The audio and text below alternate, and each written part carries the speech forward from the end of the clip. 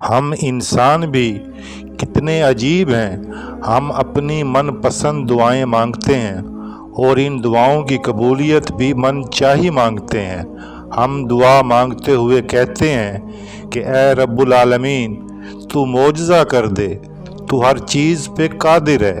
یعنی ہم اللہ سے دعا مانگتے ہوئے اللہ کو مشورہ بھی دے رہے ہوتے ہیں کہ معجزہ بھی ہماری مرضی کے مطابق ہی کر دے۔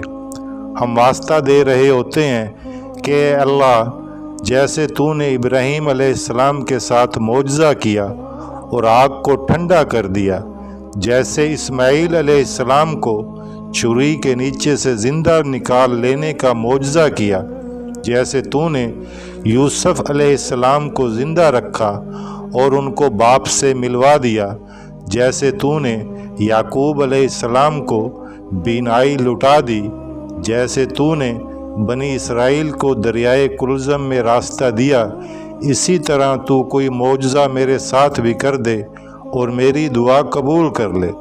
لیکن یہ واسطے دیتے ہوئے کبھی سوچا ہے ایک پل کے لیے بھی کہ ہم اللہ کو جن کا واسطہ دے رہے ہیں انہوں نے اپنا معاملہ اللہ کے سپرد کر دیا تھا؟ انہوں نے کبھی بھی اللہ کو مشورہ دے کر دعا نہیں مانگی تھی، بلکہ ہر طرح کے حالات میں اپنا اللہ کو سونپ دیا تھا۔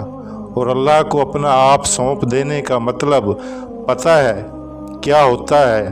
پھر چاہے وہ آگ میں جلا دے یا آگ کو ٹھنڈا کر دے، گلے پہ چھری چلوا دے یا بچا لے، پھر وہ چاہے بینائی چھین لے یا بینائی لوٹا دے، ہمیشہ اپنوں کی جدائی میں تڑپا دے یا ملا دے، پھر وہ چاہے پانی میں راستہ بنا دے یا نہ بنائے، وہ سب پھر اللہ کی چاہ ہے، اس کی مرضی ہے۔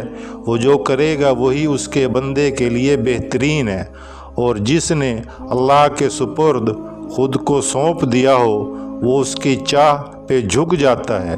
جو جھکنا جانتا ہے انہی کے لیے معجزے بھی ہوتے ہیں۔ معجزہ من چاہا نہیں ہوتا، معجزہ تو رب چاہا ہوتا ہے۔